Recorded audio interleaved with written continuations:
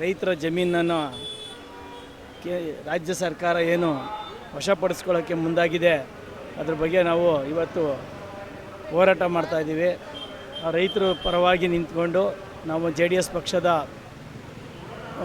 ನಮ್ಮ ರಾಷ್ಟ್ರ ಅಧ್ಯಕ್ಷರಾದಂಥ ದೇವೇಗೌಡರು ಮತ್ತು ಕೇಂದ್ರ ಸಚಿವರಾದಂಥ ಕುಮಾರಣ್ಣನವರು ಮತ್ತು ನಮ್ಮ ಪಕ್ಷದ ಯುವ ಮುಖಂಡರಾದಂಥ ನಿಖಿಲ್ ಕುಮಾರಣ್ಣವರು ಮತ್ತು ನಮ್ಮ ಪಕ್ಷದ ಎಲ್ಲ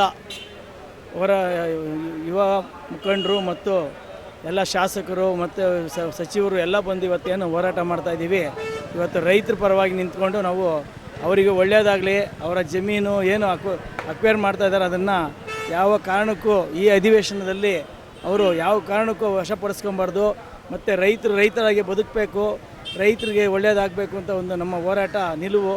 ಇದು ಯಾವತ್ತು ನಾವು ರೈತರ ಪರವಾಗಿ ನಿಲ್ತೀವಿ ಅನ್ನೋದಕ್ಕೆ ನಮ್ಮ ಈ ರೈತರದ ಒಂದು ಪಕ್ಷವಾದಂಥ ನಮ್ಮ JDS ಪಕ್ಷದ ನಾವು ಹೋರಾಟ ಮಾಡ್ತಾಯಿದ್ದೀವಿ.